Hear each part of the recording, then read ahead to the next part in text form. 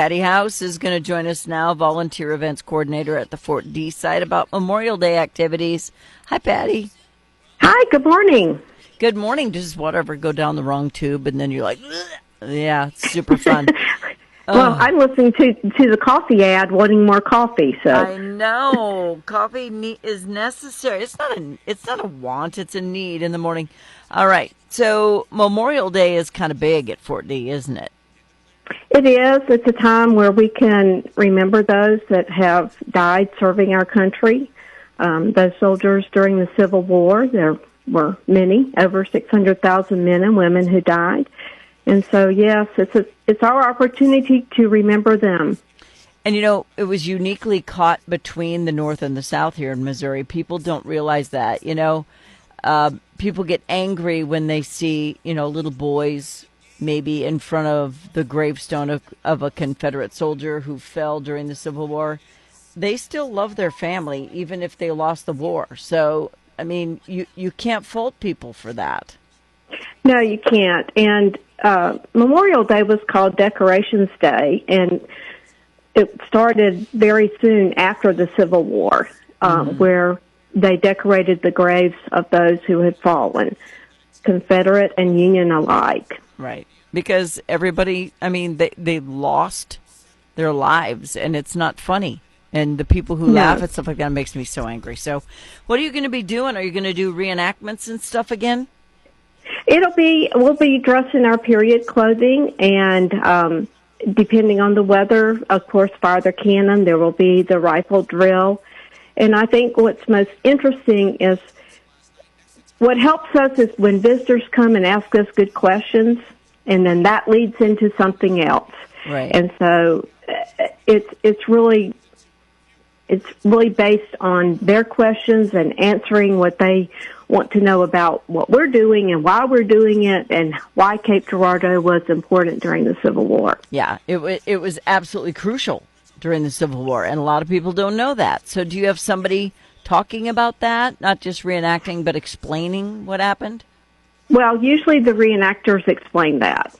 So, they're telling about the history of the fort and what happened in Cape Girardeau during that time. The other thing that's important, too, is May is Historic Preservation Month. And so saving Fort D is an early preservation effort, started in the early 1920s, trying to save that area. So we're very happy, too, to tell that story as well. Yeah, and I think it needs to be told because people here don't realize what a big, big part of the war it was. So with the reenactments, people can come and watch. Where should they park and be? So they know kind of where to situate themselves. Well, there's parking along the street, and usually the parking lot at Olme Green School is available. So they park there. Usually we don't have any problem with people finding a spot to park. Okay. And is there anything interactive for the people to do? It's mainly talk to the soldiers, talk to the civilians.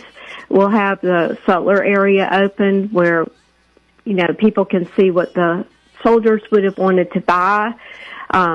Not really anything interactive this time, but... So I'm not churning butter. No churning butter. no laundress activity, but... a good opportunity to see what went on during that time period. Yeah. May is Historic Preservation Month, and, Fort D is a perfect example of everybody trying to, preserve the past because it's one of the few that is still there, and people get very confused. They think that the rock building is the Fort D that you're trying to preserve when it's actually the land itself.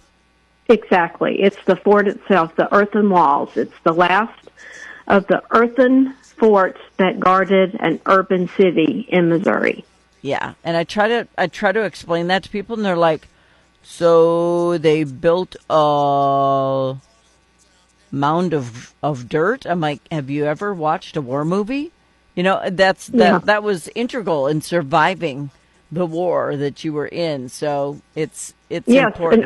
an earthen fort lasted much longer than a brick building. Yeah. Yeah, because, you couldn't blow it up. So it's hard to blow up Exactly. the earth when you don't have a Yep. nuke. All right. So anything other than that you want to mention about what's happening at Fort D?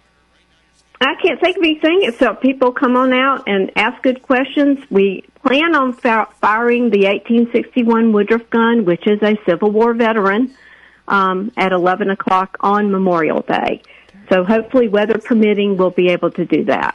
That's very cool. All right. And that's going to be loud. So prepare your children for the loudness. And your pets. People like to bring their pets, which is wonderful. Oh, but I always my. warn, this is going to be a loud sound, so just be Yes. prepared if your pet is afraid of loud sounds. Yeah, I think it's a disservice to your pet to bring them to this because they're I don't care how good they are with noises, that's going to freak them out. It does.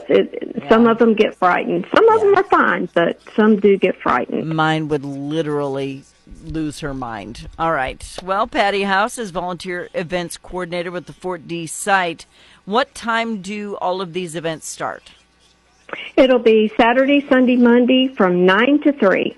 Okay, so all 3 days, you can check it out. You can go all 3 days or you can go one of those days, but make sure you do take time to stop by on one of the days. A Memorial Day weekend at the Fort D Historic Site with Patty House. Thank you, Patty. Thank you, Fawn. Have You're a great welcome. weekend. You too. Bye-bye now. All right. Bye-bye. See ya.